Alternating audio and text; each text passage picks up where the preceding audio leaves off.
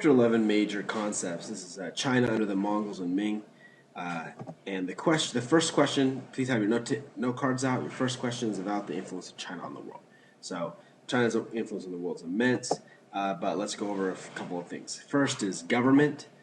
In government, it was based on Confucius ideas, exam systems for civil servants, and social scholars ran bureaucracies. That's the influence of government. In the culinary arts, you had chopsticks, the wok, and tea. And culture, you had Chinese writing systems, painting, music, and architecture. And in innovation, you have paper and printing. You have gunpowder. You have magnetic compass. You have water pumps, wheelbarrow, weaving and spinning machines. So that's about the influence of China on the world. That's the first note card. The second note card is analyze how the Mongols and Ming shaped Chinese civilization. The first is Mongols. In power, they reduced the power of the Confucius officials and suspended civil service exams. Under society, it was Mongols, foreigners, Northern Chinese, Southern Chinese. That was a hierarchy. In trade and commerce, they reopened the Silk Road. They continued sea trade.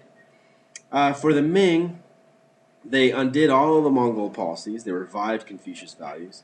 They revived the merit system.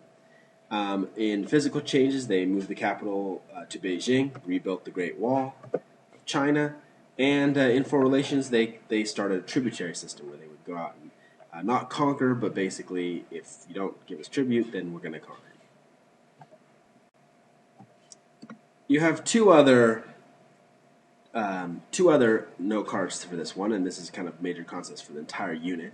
First is students will analyze the geographic, political, economic, religious, and social structures of the civilizations of China. So first is geographic. Mountains, deserts, oceans isolated China from other cultures and peoples, so there was a unique culture. In political aspect, there was dynasties, and we studied the Tang, Song, Yun, and Ming dynasties. And they had bureaucracy, civil service, merit system. They started these. Their economy, waterways increased trade and transportation, and they had the Silk Road, as well as tributary states.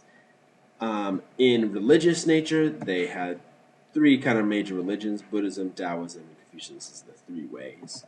And finally, in their social structure, they had a scholar class that was created due to civil service exams. The next question is you need to compare and contrast the Tang, Song, the Mongol or Yun and Ming dynasties.